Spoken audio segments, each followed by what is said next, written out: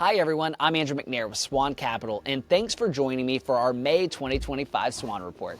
There's been no shortage of headlines lately, and with so much happening in the markets, it's easy to feel like you're being pulled in a dozen different directions. And that's where we come in to eliminate that dizziness and help you and your family sleep well at night. And this month, we're cutting through the noise to bring clarity to the financial stories that matter the most to you as a retiree in your retirement.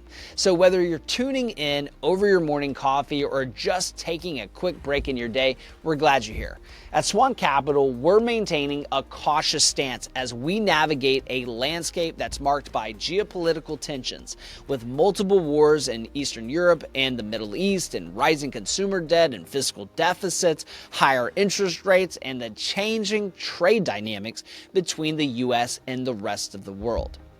And then just like that, the market has bounced right back to where it started the year. What sparked this rally? Well, a 90-day suspension of tariffs on China, with optimism that a broader deal would be finalized in the coming weeks and months.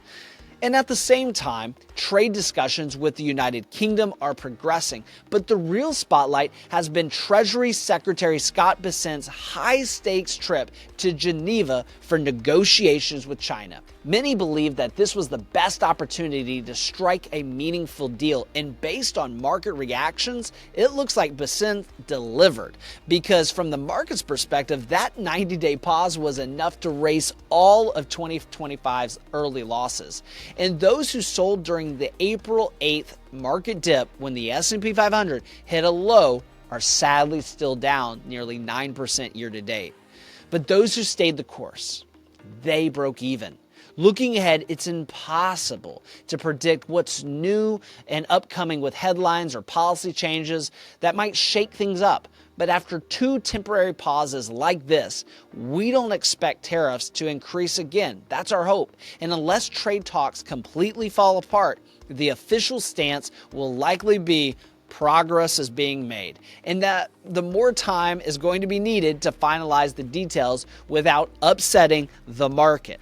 Now, at the end of the day, no one really knows how all this will shake out, or whether each twist or turn in the road will be viewed as an opportunity or as a crisis by analysts. But the lesson here is very clear. It's important to stay the course. The current sell-off fixed itself in less than 6 weeks. Some people were saying we were going to have a down year, and that it would take months or maybe even years to recover from this. Many of the major Wall Street firms, can you believe this, revised their end-of-year 2025 targets just a few months after making them. The year hasn't played out like we originally thought. We knew that there would probably be volatility. We talked about that in the State of the Market, but it's anyone's guess how the next 7 months will turn out. On the inflation front, we do know some good news here. After worries that higher tariffs might reignite inflation, the CPI, the Consumer Price Index, actually came in below expectations at 2.3%. That's the third straight monthly decline, and we've came down from the 3% in January. We're inching closer and closer to the Fed's big target of 2%. Which could prompt a shift in their policy. See, the 12-month inflation reading is now at its lowest level since the spike began in early 2021. And if we see interest rates drop, you're going to see activity in the real estate market. You're going to see activity in a lot of different places, especially the bond market. Interestingly, though, it wasn't falling energy prices that drove the decline in CPI. Energy actually rose 0.7% in April.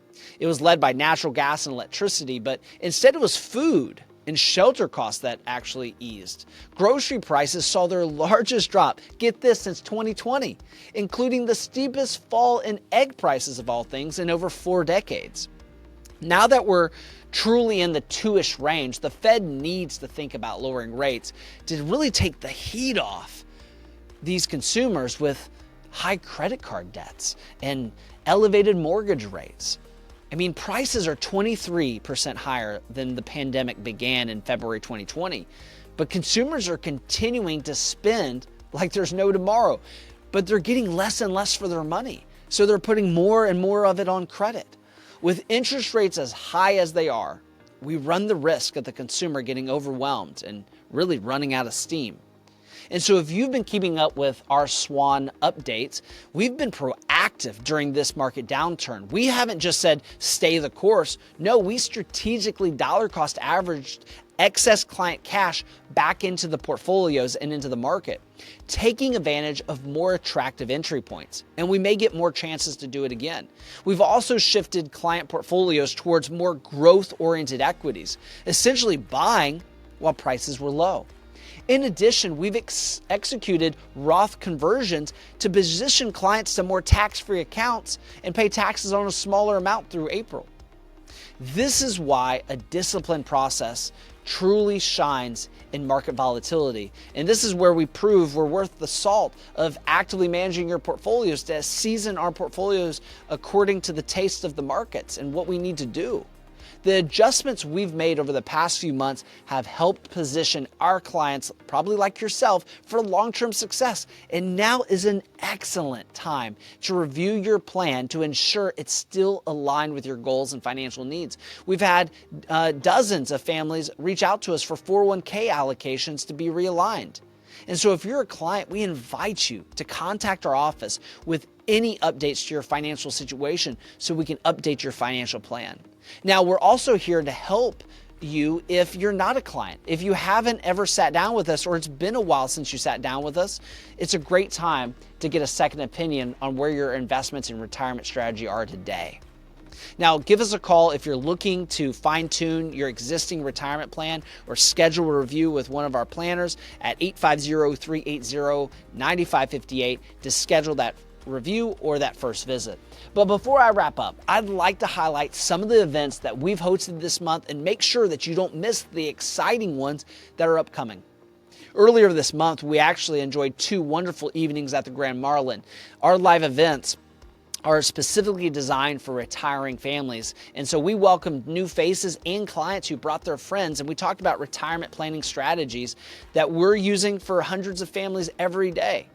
And so looking ahead in June, it promises to be another exciting opportunity at the Grand Marlin. June 3rd and June 5th, we'll be having an event at Grand Marlin. So if you have a friend, a colleague, a neighbor that you know needs to meet Scott Malik and myself and maybe Rhonda, give us a call at 850-380-9558. Ask for Laura, and we'll see if we have any room in that upcoming Grand Marlin event. Now, if you're a SWAN Capital client, be sure to keep an eye out for our next volunteer day and our next educational workshop. And just remember that if you have questions about your personal financial situation, this is broadcasted to more than just you. So if you have personal financial questions, reach out to us. We would want to have one-on-one advice tailored to you. But that's all that we have for this month's SWAN Report. And I want to thank you for listening every month to our SWAN Report. And we're going to see you next month. So have a blessed week.